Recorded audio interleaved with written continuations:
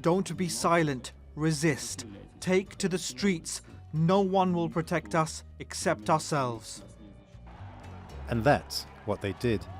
As many as 40,000 in Moscow alone, and in cities spanning Russia, protesters turned out in the bitter cold, calling for the release of Alexey Navalny, the anti-corruption campaigner who's become the face of Russia's opposition.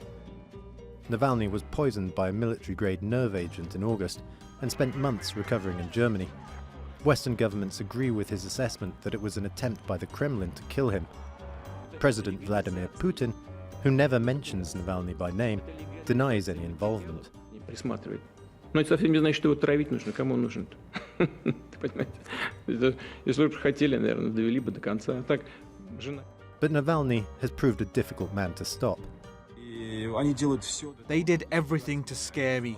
All that was left for Putin was to hang a giant sign above the Kremlin saying, "Alexei, please don't come home under any circumstances." So inevitably, Alexei returned, and inevitably, Alexei was arrested.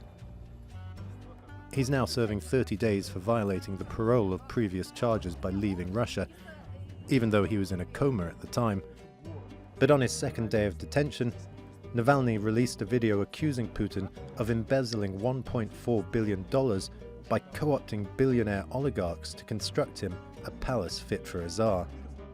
Located on the Black Sea coast, it's replete with a swimming pool, casino, cinema, vineyards, an ice skating ring, its own closed airspace, and even a saloon fitted with a stripper's dancing pole, or so claims Navalny. The video has been viewed around 100 million times, forcing a denial from Putin. But of course the Russian president was never accused of direct ownership, per se. Ничего из того, что там указано в качестве моей собственности, ни мне, ни моим близким родственникам не принадлежит и никогда не принадлежало. Никогда. But the corruption allegations have struck a chord with demonstrators. Putin and the oligarchs are afraid of losing their feed-in trough, and they are therefore now dispersing people. In all, nearly 4,000 protesters were detained, many dragged from the crowds and left bloodied from batons and boots.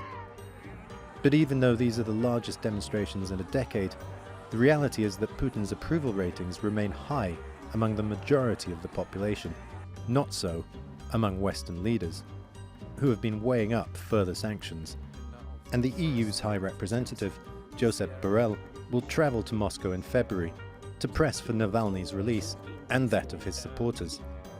The Kremlin likes to dismiss Navalny as a non-entity, but with such high-level pressure, might Putin be forced to release him? Or is Navalny such a threat that the Kremlin needs him behind bars? Adam Pletts, The Newsmakers.